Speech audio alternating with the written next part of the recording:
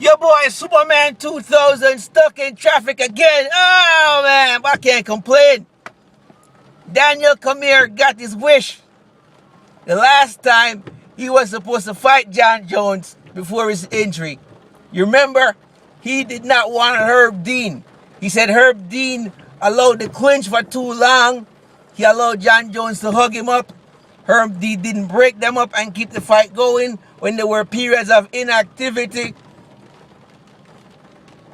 And he said Herb Dean allowed Jon Jones to get out a poking in the eye. But guess what? Yeah, buddy. No more of that. Big John McCarthy will be reffing Daniel Cormier versus Jon Jones at UFC 200.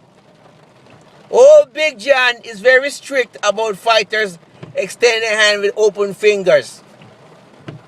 Yeah. So, hopefully that will cut down some of the eye poking and we'll see some real fight. Now, King Mo, Muhammad Lawler, a.k.a. King Mo, said that he thought Daniel Cormier was doing good the first time Daniel Cormier and Jon Jones fought, but after the poke in the eye, that was when it started going downhill for Daniel Cormier.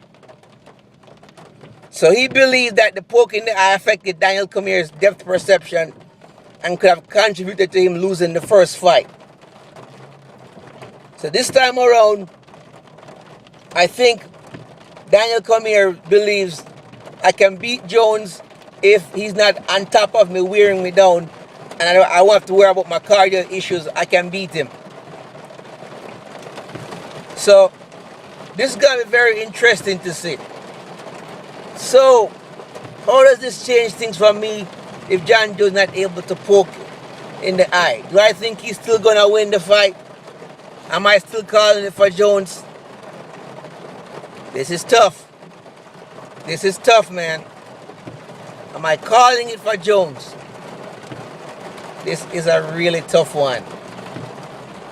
Before I'd call it for Jones, I said he was going to beat Daniel Cormier hands down. But it's a tough one still. But here's why I'm calling it for Jones. Listen to my reasons. He's a schmuck, yes, but he's talented.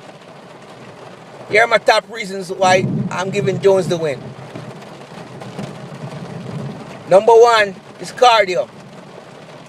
He has better cardio than Daniel Cormier. Yes, Daniel Cormier has gone through some period of adjustment and got his learning curve down to where he's had some good fights and he's gotten his feel for the ring. He's more confident now.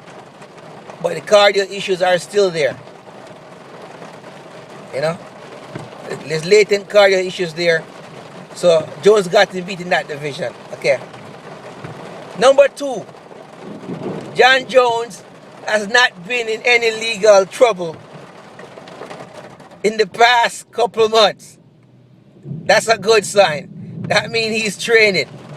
I haven't heard him getting pulled over by cops 2 o'clock in the morning, getting caught smoking weed, sniffing up coke or anything like that. So that's a good sign. Alright? Number three, Jon Jones fought OSP, right? Over St. Pierre. And that fight gave him an opportunity to get a feel for the ring, to see where he was rusty, to see what he wasn't doing right. Now, at 20% of him exerting his clean ability, he broke Ovinson's pro arm.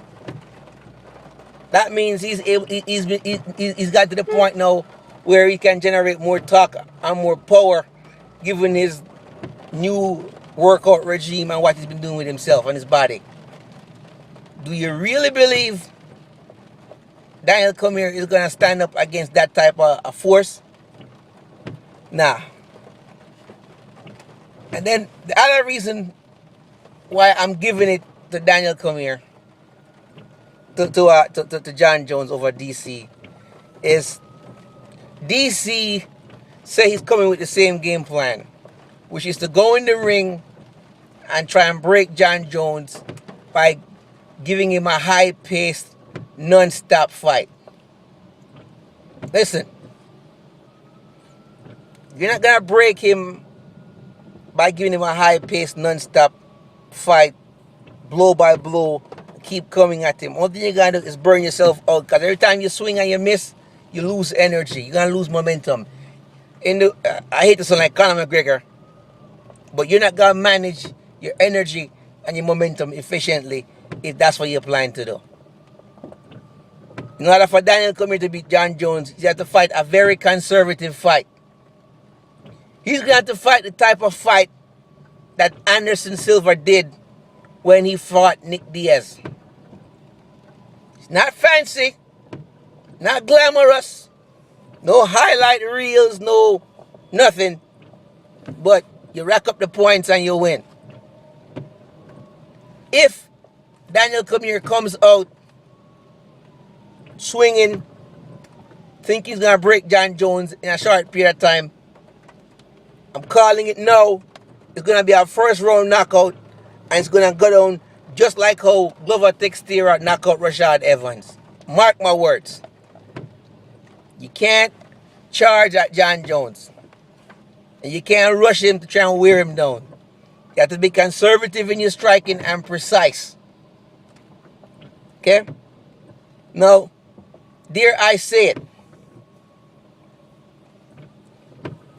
Dare I say it? I just realized something.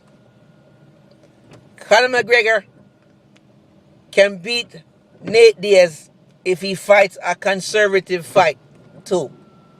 But he's not going to do that. He's going to want to show off his double punch, back turn kick moves, his taekwondo style. Well, that's not going to work. Nate Diaz is going to, oh man. Here's why Conor McGregor is a needle mover. I'm doing a video about Jon Jones, but I managed to squeeze Conor McGregor in there. So I'm still calling it for Jon Jones. Unless Daniel Cormier shows me something else, I don't think he's going to be able to pull this thing off. And, I just realized something, guys. I'm sorry if this video, I'm all over the map. But almost everyone, and Slam X1976 said this, Cannabis Hill said this, John Smith said this, quite a few of my subscribers said this before. There is a lot of injuries coming out of that training camp that Daniel Cormier is training in. Okay? Cain Velasquez, Luke Rockhold, and those injuries all seem to be related to leg injuries. So I don't know if these guys are going at it too hard when they're working out or what. Why they're damaging each other. I'm not sure what it is.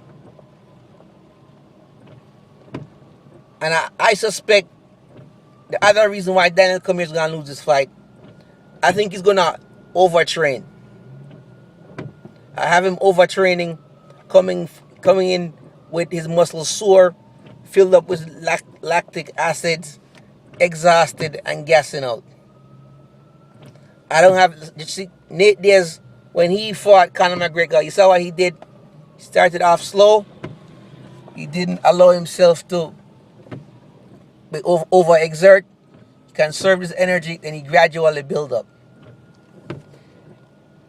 And when he was making preparations for Conor McGregor, all he did was sparring. Light, consistent sparring, and came near a precise game plan. And I think that these guys in these divisions, they're not doing it properly. I think they're overtraining, they're getting hurt, and they're showing up and fighting hurt. I was happy that Cormier actually backed out because he got hurt and he didn't want to go in there injured. So that was a good move on his part. And I respect Jose Aldo as one of the guys who will not fight hurt because he knew what he could do to his career. So I'm happy about that.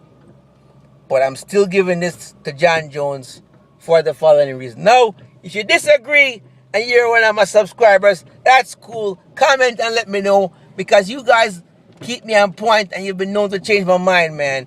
Peace out from the Fight Mobile.